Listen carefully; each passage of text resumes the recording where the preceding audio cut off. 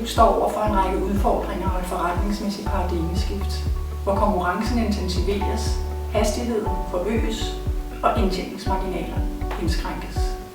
Man skal kunne levere værdi billigere og hurtigere i fremtiden, og den opgave er der mange virksomheder, der får svært ved. Værdiskabelse i den nye verden kræver på mange måder, at vi gør det modsatte af det, vi er i gang med nu.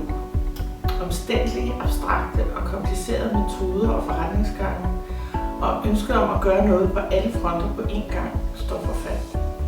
Paradigmeskiftet betyder, at vækstgenererende initiativer vil se meget anderledes ud, end de gør nu.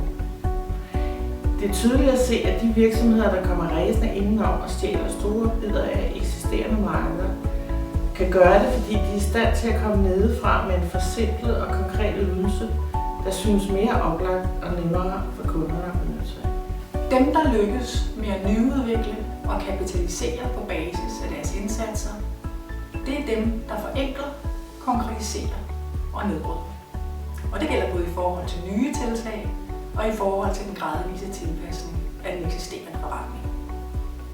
Man stikker altså sig selv blå i øjnene, hvis man som organisation tror, at man kan være hurtige og agile, fleksible og innovativt konkurrencedygtige, samtidig med at man vedligeholder sin nuværende kerneforretning.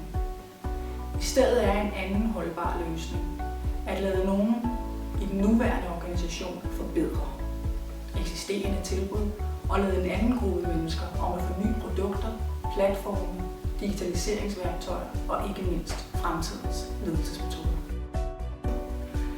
Naturen skaber udvikling gennem, at noget uddør og forsvinder, og noget andet tager pladsen. Eller ved, at der bliver justeret og bygget ovenpå.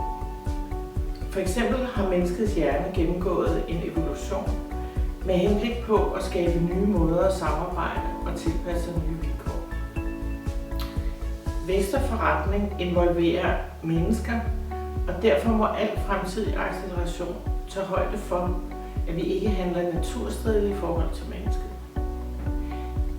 Det jeg i virkeligheden siger her er, at forenkling, konkretisering og nedbrydning handler om at agere med og ikke mod menneskets naturlige præferencer.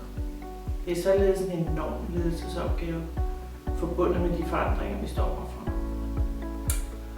I vores nye bog, der hedder Oplagt, der forklarer vi, hvorfor vi har kompliceret for meget, og hvordan man konkret